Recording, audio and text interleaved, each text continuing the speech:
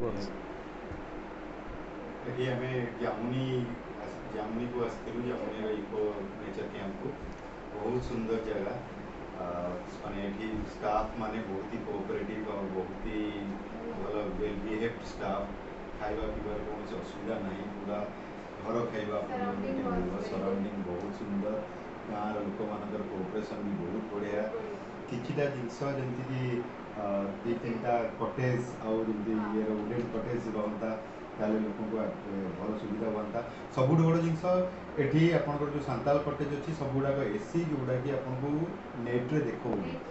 ଯଦି ସେଇଟା ଇଣ୍ଟରନେଟ୍ରେ ବୁକିଂ ବେଳେ ଅପଡ଼େଟ୍ ହେଇପାରନ୍ତା ତାହେଲେ ବହୁତ ଲୋକମାନେ ବୁକ୍ କରନ୍ତେ ଜାଗାକୁ ଗୋଟେ ୱାଟର ସୋର୍ସ ଗୋଟେ ସୁଇମିଂ ପୁଲ୍ ଟାଇପ୍ର ଗୋଟେ ଯଦି ରହନ୍ତା ବି ସେଇଟା ବି ଛୁଆଙ୍କ ପାଇଁ ବହୁତ ଆଟ୍ରାକ୍ଟିଭ୍ ହୁଅନ୍ତା ତାହେଲେ ଫ୍ୟାମିଲି ମାନେ ବହୁତ ପ୍ରିଫର୍ କରନ୍ତେ ଆସିବା ପାଇଁ ସେକେଣ୍ଡ ଜିନିଷ ହେଲା ଆଚ୍ଛା କିଚେନ୍ରେ ଆମର ଗୋଟେ ଯଦି ବଡ଼ ଫ୍ରିଜର୍ ଟାଇପ୍ର ରହନ୍ତା ତାହେଲେ ଲୋକମାନଙ୍କୁ ଏ 20 କିଲୋମିଟର ଡିଷ୍ଟାନ୍ସ କଭର୍ କରିବାକୁ ପଡ଼ୁଛି ଟାଇମଲି ଫୁଡ୍ ସର୍ଭିସଟା ବି ହେଇପାରନ୍ତା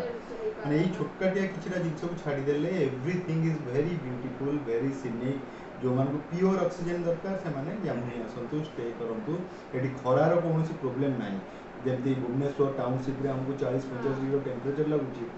ଏଠି ସେମିତି ହଁ ଛାଇରେ ବି ବହୁତ ନେଚୁରାଲ୍ ଲାଗୁଛି ଆଉ ବହୁତ କୁଲ୍ ଜାଗା କିଛି ପ୍ରୋବ୍ଲେମ୍ ନାହିଁ ଲୋକମାନେ ବହୁତ ହି କୋଅପରେଟିଭ୍ ବହୁତ ହି ସୁନ୍ଦର ଆପଣ ଆସନ୍ତୁ ଏନ୍ଜୟ କରନ୍ତୁ।